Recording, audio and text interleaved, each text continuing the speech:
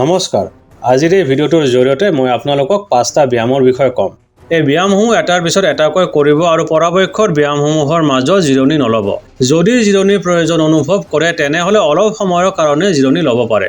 যেতিয়া এই 5টা ব্যায়াম শেষ হ'ব তেতিয়াহে 1 পৰা 2 মিনিট পৰ্যন্ত নাইবা আপোনাৰ প্ৰয়োজন অনুসৰি জিৰণি ল'ব। এই ব্যায়ামসমূহ যিহেতু এটাৰ পিছত আনটো কৰা হয় সেয়েহে ইয়াক সাৰ্কেল ৱৰ্কআউট নাইবা মিক্স ৱৰ্কআউট বুলি কোৱা হয়। আনহাতে অসমীয়াত ইয়াক বৃত্ত ব্যায়াম নাইবা মিশ্ৰিত ব্যায়াম বুলিও ক'ব পাৰে। জিৰণি হোৱাৰ পিছত দ্বিতীয়টো বৃত্ত আৰম্ভ কৰিব। প্ৰথম বৃত্তটোত ব্যায়ামসমূহত বেছি জোৰ অৰ্থাৎ বেছি এফৰ্ট নিদিব। দ্বিতীয় বৃত্তটোৰ পৰাহে এফৰ্ট বঢ়াব। এইদৰে 4 পৰা 5টা বৃত্ত কৰিবলৈ চেষ্টা কৰিব। শেষৰ বৃত্তটো যিমান পাৰে সিমান জোৰ দিবলৈ চেষ্টা কৰিব। প্ৰয়োজন হ'লে যিটো হ'বয়ে ব্যায়ামৰ মাজে মাজে অকণমান জিৰণিও ল'ব। আৰু এটা দৰকাৰী কথা যে যিকোনো ব্যায়াম কৰাৰ আগতে প্ৰথমে শৰীৰটো ব্যায়ামসমূহৰ বাবে মুকলি কৰি ল'ব। অৰ্থাৎ প্ৰথমে ষ্ট্ৰেচিং কৰি ল'ব। ষ্ট্ৰেচিঙৰ ওপৰত মই আগতে এটা ভিডিঅ' বনাইছোঁ, তাৰ লিংকটো মই বিৱৰণ কক্ষত অৰ্থাৎ ডেছক্ৰিপশ্যন বক্সত দি দিম। এতিয়া বলক ব্যায়ামসমূহৰ বিষয়ে কওঁ। প্ৰথম ব্যায়ামটো হৈছে চিজাৰ জাম্প। ইয়াক আমি সৰুতে ভৰি আগাপিছা জাম্প বুলিও কৈছিলোঁ। এই ব্যায়ামটোত এইদৰে জঁপিয়াই কেনে ভৰি দুখন আগাপিছা কৰি থাকিব লাগে। এইটো প্ৰথম বৃত্ত সেয়েহে ইয়াত বেছি জোৰ দিব নালাগে। গতিকে এই চিজাৰ জাম্পটো প্ৰথমতে আপোনাৰ সুবিধা হিচাপে যিমান পাৰে সিমান কৰিব। দ্বিতীয় বৃত্তটোৰ পৰিমাণটো 5 পৰা 20লৈকে বঢ়াই দিব। ধৰক যদি আপুনি প্ৰথম বৃত্তটো 50 বাৰ চিজাৰ জাম্প কৰিছে তেনেহ'লে দ্বিতীয়টো বৃত্তত চেষ্টা কৰিব 60 বাৰ কৰিবলৈ। ঠিক সেইদৰে তৃতীয় বৃত্তটো চেষ্টা কৰিব 65 পৰা 70 বাৰ কৰিবলৈ। এইদৰে প্ৰতিটো বৃত্তৰ ব্যায়ামৰ পৰিমাণ অলপ হ'লেও বঢ়াব। যদি বেছি ভাগৰ অনুভৱ কৰিছে তেনেহ'লে পৰিমাণ বঢ়াব নালাগে। শেষৰ বৃত্তটো যিমান পাৰে সিমান জোৰ দিবলৈ চেষ্টা কৰিব। ছাইডৰ পৰাও চাই লওক। এইদৰে ভৰি দুখন আগাপিছা কৰিব লাগে। ব্যায়াম প্ৰথমে সদায় নিজৰ সুবিধামতে কৰিব। এবাৰ ব্যায়ামটো আৰু নিজৰ শৰীৰটো বুজি পোৱাৰ পিছত যিকোনো ব্যায়ামৰ অধিকতম জোৰ দিব পৰা ক্ষমতা আহি যায়। সেয়েহে প্ৰথমে বুজিব, তাৰপিছত কৰিব, তাৰপিছত আকৌ বুজিব, তাৰপিছত আকৌ কৰিব, তাৰপিছত আকৌ বুজিব আৰু তাৰ পিছতহে ব্যায়ামত জোৰ দিব। ঠিক আছে, এতিয়া দ্বিতীয় ব্যায়ামটোৰ পিনে যাওঁ। দ্বিতীয় ব্যায়ামত আমি পুছ-আপছ কৰিম। পুছ-আপছৰ বিষয়ে সকলোৱে জানে। আজি যিহেতু চাৰ্কেল ৱৰ্কআউটৰ প্ৰথম দিন সেয়েহে আজি কেৱল সাধাৰণ ব্যায়ামসমূহৰ বিষয়ে ক'ম। পুছ-আপছটো এইদৰে কৰিব।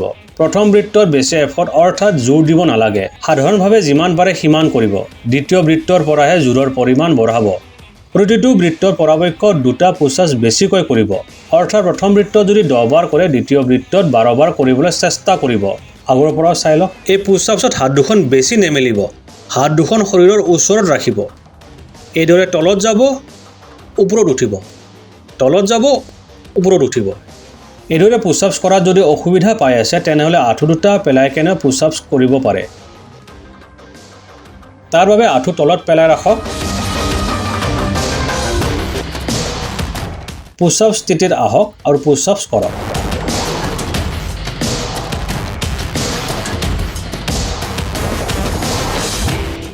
এই পুছ-আপছত আঁঠুৰ তলৰ অংশটো ওপৰত ৰাখিও কৰিব পাৰে। এইদৰে নি পুছ-আপছ কৰিব।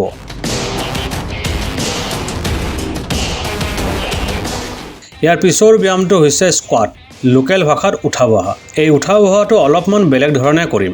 এতিয়া আমি এইদৰে উঠা বহা নকৰোঁ, কাৰণ এইদৰে কৰিলে কিছুমানৰ কঁকালত জোৰ পৰিব পাৰে। সেয়েহে আমি এতিয়া এইদৰে কঁকাল চিধা ৰাখি যিমান পাৰোঁ বহিম আৰু উঠিম। ইয়াৰ বাবে কিছুমান বিন্দু মনত ৰাখিব লাগে। প্ৰথমতে ভৰি দুখন অলপ মেলি দিয়ক।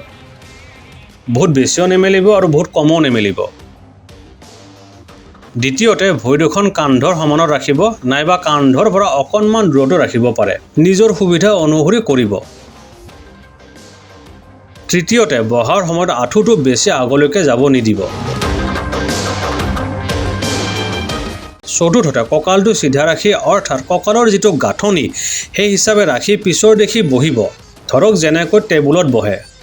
আঁঠুটো বেছি আগলৈকে যাব নিদিব। আৰামত বহিব আৰু উঠিব।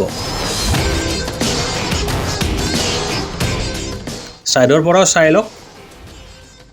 এনেকৈ বহিব। আঁঠুটো বেছি আগত যাব নিদিব।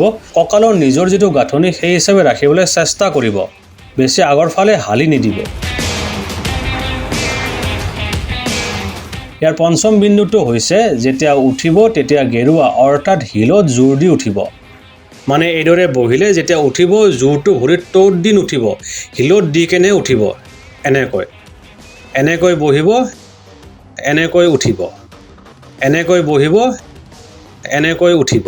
হাতখন এনেকৈ ৰাখিব পাৰে নাইবা মূৰত দি কেনেও ৰাখিব পাৰে। যেনেকৈ সুবিধা হয় তেনেকৈ ৰাখিব আৰু ভালদৰে কৰিব। ইয়াতেও প্ৰথম বৃত্তৰ স্কোৱাটত বেছি জোৰ নিদিব। সাধাৰণভাৱে যিমান পাৰে সিমানহে কৰিব। যদি 10 বাৰ সাধাৰণভাৱে পাৰে তেনেহ'লে 10 বাৰ কৰিব। দ্বিতীয় বৃত্তৰ পৰাহে 2ৰ পৰা 5 বাৰকৈ বঢ়াব। অৰ্থাৎ দ্বিতীয় বৃত্তত 15, তৃতীয় বৃত্তত 18, চতুৰ্থ বৃত্তত 20 আৰু পঞ্চম বৃত্তত 25 বাৰ কৰিব। শেষৰ বৃত্তৰ প্ৰতিটো ব্যায়ামতে ফুল এফৰ্ট দিবলৈ চেষ্টা কৰিব।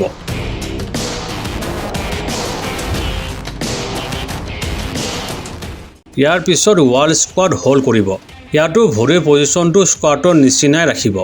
কান্ধৰ সমান্তৰালকৈ ৰাখিব পাৰে নাইবা অলপ দূৰতো ৰাখিব পাৰে। নিজৰ সুবিধামতে কৰি ল'ব। এইদৰে বহি ল'ব। ইয়াতো আঁঠু বেছি ওলাই নিদিব। আঁঠুটো পাৰিলে ভৰিৰ তলুৱাৰ অৰ্থাৎ তৰ সমান্তৰালকৈ ৰাখিবলৈ চেষ্টা কৰিব। এইদৰে বহি ল'ব। প্ৰথম বৃত্তত বেছি সময় নাথাকিলে হ'ব। আপোনাৰ সুবিধা হিচাপে কৰিব। দ্বিতীয় বৃত্তৰ পৰা পাৰিলে 10ৰ পৰা 20 ছেকেণ্ড পৰ্যন্ত বঢ়াব। আপুনি ইমানখিনি বহাত যদি অসুবিধা পাই আছে তেনেহ'লে ইমান বহিলেই হ'ব। ইমান বহিলেও হ'ব, ইমানখিনি বহিলেও হ'ব। প্ৰথমতে নিজৰ সুবিধামতে কৰিব। এবাৰ নিয়ন্ত্ৰণ অহাৰ পিছত ফুল এফৰ্ট দি কৰিব পাৰিব। এইদৰে মনটো শান্ত কৰি বহি থাকিব। হাতখন আগৰ পিনেও ৰাখিব পাৰে নাইবা মূৰতো থ'ব পাৰে। যেনেকৈ আপোনাৰ সুবিধা হয় সেই হিচাপে ৰাখিব। এইদৰে অলপ সময় বহি থাকিব। ইয়াৰ পিছত আমি ডাবল নি মাউণ্টেন ক্লাইম্ব কৰিম। ইয়াত প্ৰথমে পুছ আপ স্থিতিত আহিব। কঁকালটো বেছি ওপৰত নাৰাখিব, সাধাৰণভাৱে ৰাখিব। ইয়াত এইদৰে ভৰি দুখন আগত আনিব লাগে, পিছত লৈ যাব লাগে, আগত আনিব লাগে, পিছত লৈ যাব লাগে, আগত আনিব লাগে, পিছত লৈ যাব লাগে, আগত আনিব লাগে, পিছত লৈ যাব লাগে। এইদৰে কৰি থাকিব লাগে। এই ব্যায়ামটো ভালদৰে কৰিব। এইটো সম্পূৰ্ণ শৰীৰত ভাল প্ৰভাৱ পেলায়। এই ব্যায়াম কৰোঁতে মনত এটা প্ৰশ্ন থাকিব পাৰে যে ভৰিৰ আঁঠু দুটা হাত দুখনৰ ভিতৰত থ'ম নে বাহিৰত থ'ম। আপোনাৰ যেনেকৈ সুবিধা হয় সেই হিচাপে থ'ব। ভিতৰত থ'লেও হ'ব আৰু বাহিৰত থ'লেও হ'ব। ভিতৰত থৈও কৰিব পাৰে আৰু বাহিৰত থৈও কৰিব পাৰে। এইদৰে কৰি থাকিব।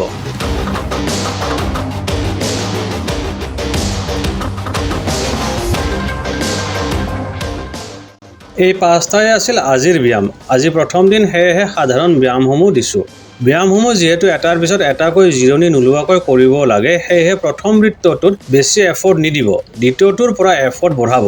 এফৰ্ট বাঢ়িলে ভাগৰো বেছি লাগিব আৰু তেতিয়া ব্যায়ামৰ মাজত অলপ সময় জিৰণি ল'ব। যেতিয়া 5টা ব্যায়াম শেষ হ'ব তেতিয়াহে 1 পৰা 2 মিনিট বা আপোনাৰ সুবিধা অনুসৰি জিৰণি ল'ব। এই ব্যায়ামসমূহ বৃত্তাকাৰত নকৰি অন্য ধৰণেও কৰিব পাৰে। যেনে প্ৰথমে 4 বা 5 বাৰমান চিজাৰ জাম্প কৰিলে, তাৰ পিছত চিজাৰ জাম্প শেষ কৰি পুছ আপ আৰম্ভ কৰিলে আৰু তাৰ পিছত পুছ আপ শেষ কৰি স্কোৱাট আৰম্ভ কৰিলে। এইদৰেও কৰিব পাৰে। ঠিক আছে, ভিডিঅ'টো আৰু দীঘলীয়া নকৰোঁ। আজিৰ কাৰণে ইমানেই। আশা কৰিছোঁ মই আপোনালোকক বুজাবলৈ সক্ষম হৈছোঁ। যদি ভিডিঅ'টো চাই ভাল পাইছে তেনেহ'লে লাইক, কমেণ্ট আৰু শ্বেয়াৰ কৰি দিব। লগতে ফ'ল' কৰিব পাৰে। ধন্যবাদ সহকাৰে। নমস্কাৰ।